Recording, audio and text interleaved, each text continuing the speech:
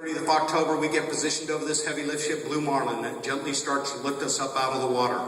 By that afternoon, we were completely out and positioned up. The captain of Blue Marlin said, "Do you want to go down and take a look?" I said, "Absolutely." So they took one of those little yellow cranes that had a basket, lowered me down.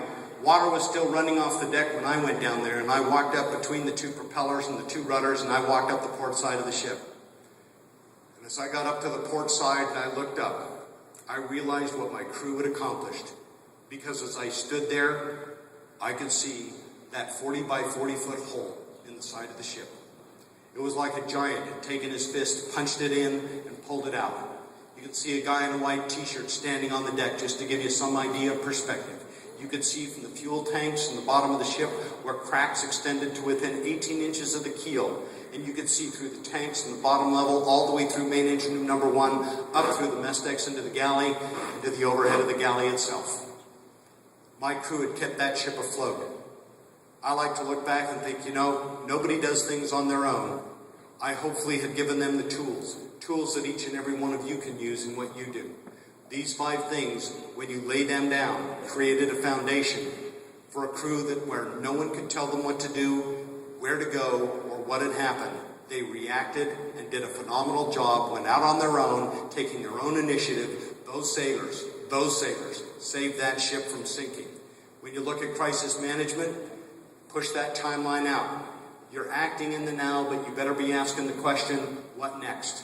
That's the reality of it. People wonder how it happened. Real quick, within a couple days after the explosion, the Federal Bureau of Investigation came aboard and started working with the Yemeni authorities. Within a couple weeks, they learned that Al-Qaeda had actually been in that port for about 18 months, possibly longer, watching how Navy ships operated, when they came in, what side they moored to, what boats came out.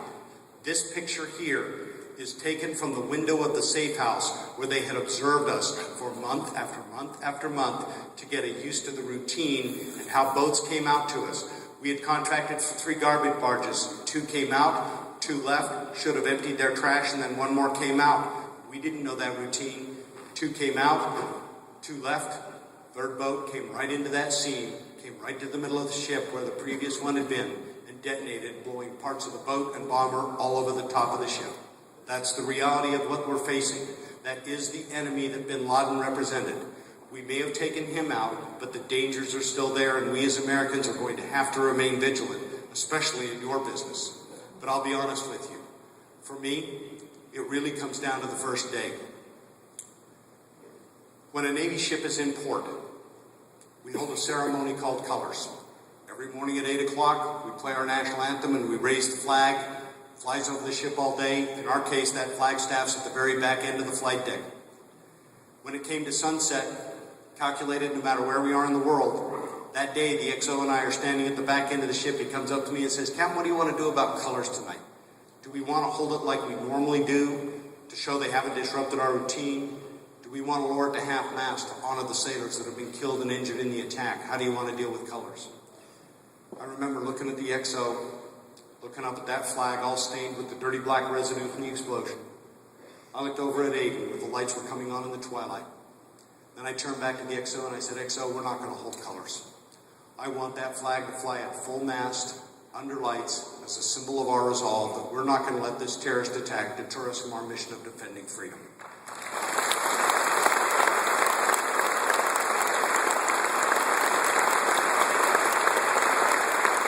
I also wanted that flag to fly until every one of our shipmates was recovered out of the wreckage and began that long journey home to their families. It would take us 8 days till we could recover all of our shipmates out of there, get them identified, and start heading them home. And on the 9th day, we were going to hold a memorial ceremony. Our chaplain, who was actually the destroyer squadron chaplain and was in the Mediterranean, had been flown out to the ship and had been aboard for about a day ministering to the crew. Cots that had been brought aboard for the ship for the crew to sleep on had been set up like benches on the flight deck. That's where the crew sat down. Behind us on the missile deck, that's where all the people supporting us were. Federal Bureau of Investigation, Navy Criminal Investigative Service, Norfolk Naval Shipyard, Mobile Diving Salvage Unit 2. They were all standing up there. As we approached sunset, the chaplain got up to the mic and gave the invocation. I spoke. and then a crew member from every rank that we've lost spoke: officer, chief petty officer, and enlisted. We sang Amazing Grace. Chaplain gave the benediction, and at sunset we took that flag and lowered it, folded it, and we had 17 sailors lined up on the starboard side of the ship. And as we took that folded flag, that battle ensign, and passed it from sailor to sailor, we paused, ring the ship's bell twice, and announced the name of the shipmate that we'd lost. When it got to the end, my command master chief took that flag, presented it to me, and I held it and brought it back to the United States. And several months later, when I had my change of command, when my relief said those three great words, "I relieve you," I gave him that flag, and when he rebuilt USS Cole, that flag is now mounted on the mess decks of that ship. I will tell you right now, it served as a source of inspiration for us because it would fly at night. Crew sleeping on deck could wake up in the middle of the night, look toward the back end of the ship, see that flag flying, and know who we were and what we stood for. And every morning when we'd wake up, we'd see that flag proudly flying over the ship. It served as a source of inspiration for us back then. It serves as a source of inspiration for those sailors serving aboard USS Cole today. But trust me, I'm keeping an eye on it. Why? Someday USS Cole is going to finish serving our nation and is going to be retired. That flag is going to come off and it's going to go into a museum. It's part of our naval heritage. It's part of our nation's history. We are in a long, violent struggle in this war. But we as Americans will persevere. And it has been my absolute honor to share the story of my heroes that I look up to every day, my sailors, as they saved USS Cole. Thank you.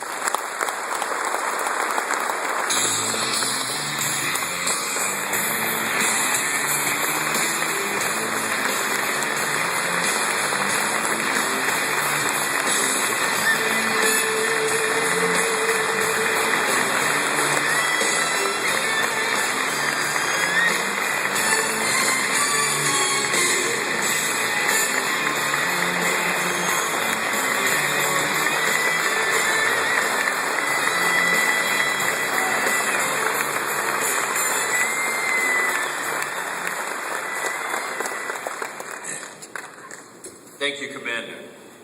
With the issuance tomorrow of the new Purple Heart with Ribbon Forever stamp, we honor those who have earned the Purple Heart, the special recognition that General George Washington created in 1782 to commend singularly meritorious action in our nation's fight for freedom. Today, there are thousands upon thousands of Purple Heart recipients across the United States, many of whom are members of the Postal family. To each of you, and to all of America's Purple Heart recipients, let me say thank you for your service to our nation.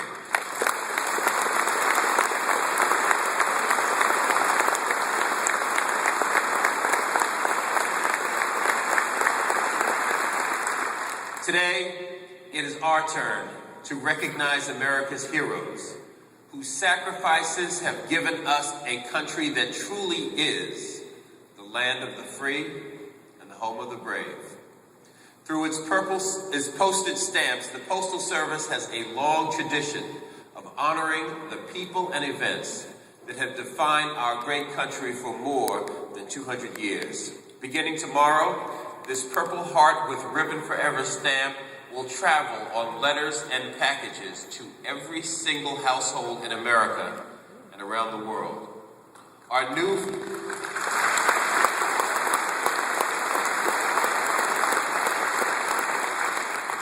Forever stamp image captures the Purple Heart badge of honor through a photograph of Ira Wexler, of the medal awarded to his father-in-law, Army First Lieutenant Arthur J. Rubin during World War II.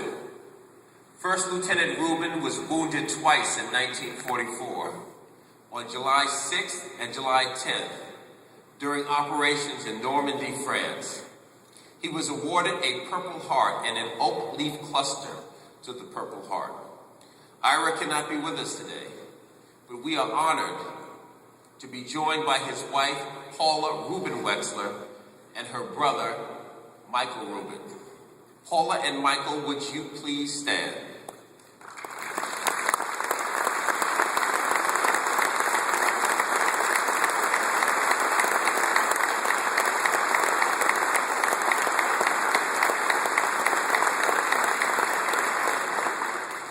this image on our postage stamp, we will create a lasting tribute to the many brave members of the armed forces like First Lieutenant Rubin.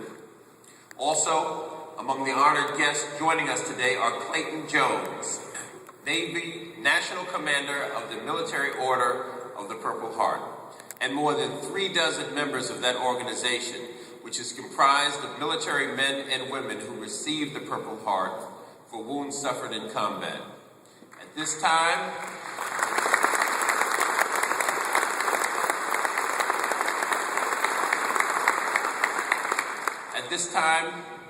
I'd like to ask Commander Jones and the members of the Military Order of the Purple Heart to stand and be recognized.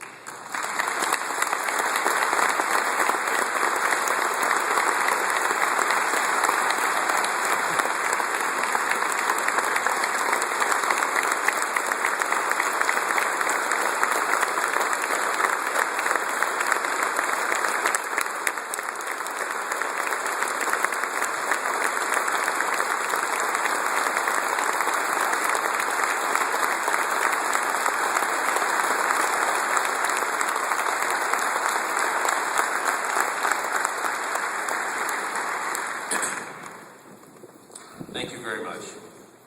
And thank you for the support that your organization lends to all veterans and their families. And finally, I'd like to ask all those in our audience, honored guests, and those attending the National Postal Forum who have received the Purple Heart to stand and to be recognized for your brave sacrifice and commitment to freedom this award represents.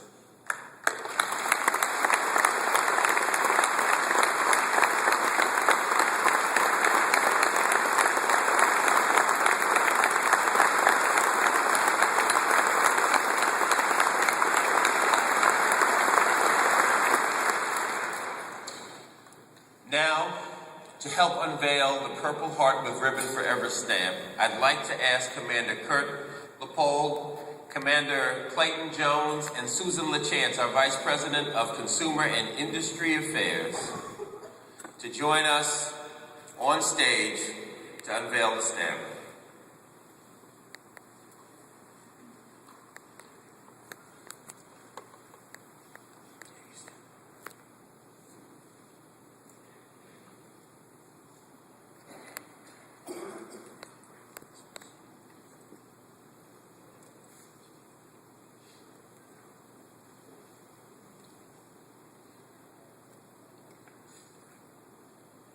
Okay, I'll count to 3.